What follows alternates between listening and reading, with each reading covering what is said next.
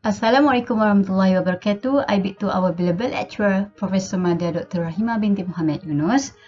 So we are going to present our group project on annual report analysis for two companies. First one is Mas Steel, Malaysia Steelworks KL Berhad on industrial products, and second, WTK Holdings Berhad on plantation. Before that, I would like to introduce our group members. First one is Nur Alia binti Aziz, second Putri Nur Syazwani binti Syamsul Kamal, third Siti Fatia binti Fauzi, and the last one is Siti Sarah binti Amran. Okay, I'm Siti Sarah binti Amran. So I would like to present about the MFRS2 share-based payment.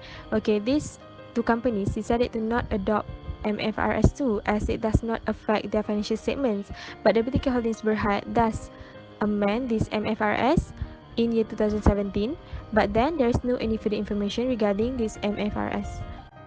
Okay, Assalamualaikum. My name is Putri Nur Syazwani binti Syamsul Kamal, and now I'm going to proceed with the MFRS 119 on the employee benefits. And these are the comparative analysis that we have done between the Mas Steel and WTK Holdings Berhad. The similarities are all services rendered are recognized as an expense, accumulating compensated absences can carry forward when services are rendered by employees, and the non-accumulating compensated absences cannot be carried forward. Okay, now let's see the differences on these two companies where the defined contribution plans under Mas Steel is to EPF, contribution paid as expense in SOPL when employee renders services, while for the WTK Holdings, it contributes 3% above statutory rate, and for the foreign subsidiary group in-country pension scheme recognized as expense in SOPL. For the defined benefit plans, under Mas Steel, there is no provided defined benefit plans, and for WTK Holdings, unfunded is the retirement scheme using projected unit credit method. Also, remeasurement comprise actuarial gains and losses excluding net interest recognized in SOFP. Okay, next, using actuarial valuation is recognized the cost of retirement benefit plan and present value obligation. Changes in the net defined benefit obligation is recognized in SOCI. For determination benefits, under Mas Steel, company earlier of withdrawal offer and cost for restructure recognized in SOPL as expense. The measurement for short-term employee benefits is short-term, and for long-term follow other long-term benefits. For the WTK, does not provide a defined benefit plan. My name is Nur Alia binti Aziz. I'm going to present MFRS 9 financial instrument.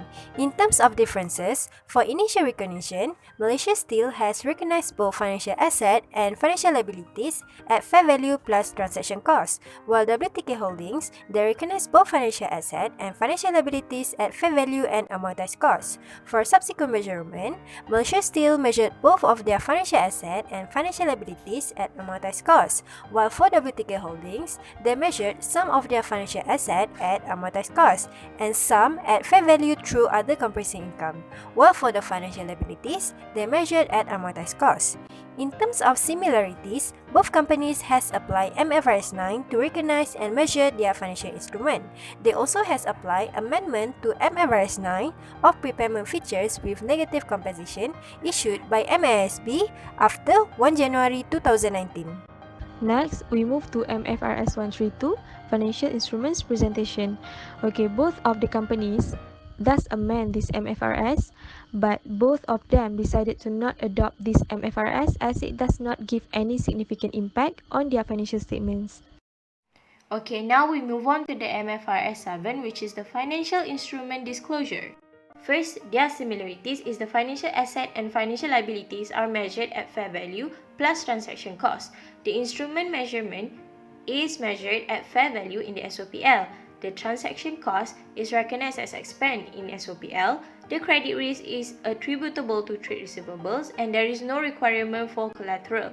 Next, we move to the differences of these two companies in the table, where the Mas Steel financial asset is derecognized when the contractual rights to receive the cash from financial asset is expires, and financial liabilities are derecognized when it is legally extinguished, means that it's discharged, cancelled, or expires.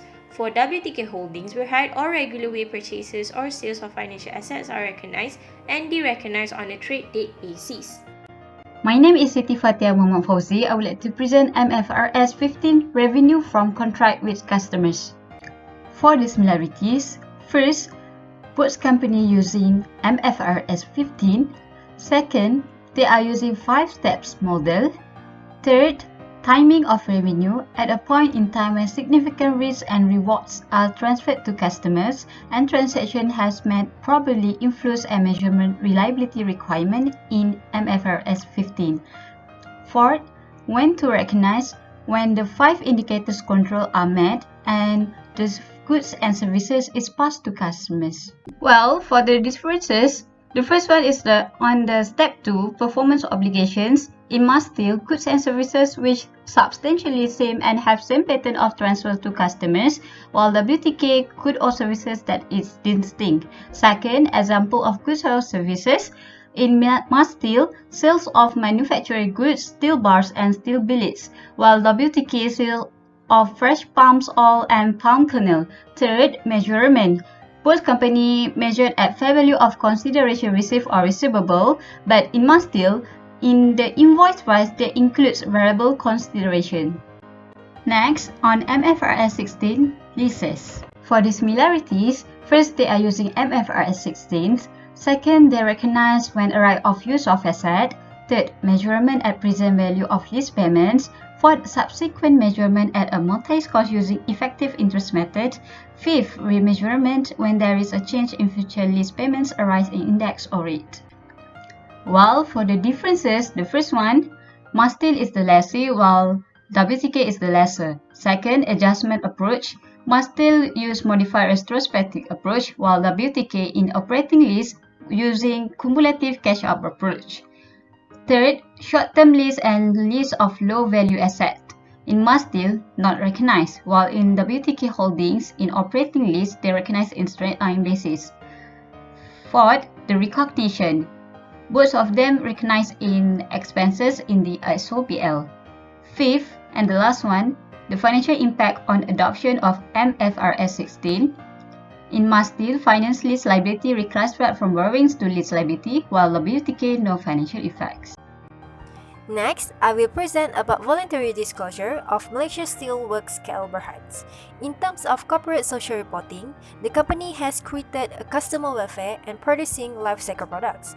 They also have provide financial education to youth in university. In terms of environmental issues, in order to preserve the environment, the company has utilized the combinations of steel scrap and metallic for its recovery process.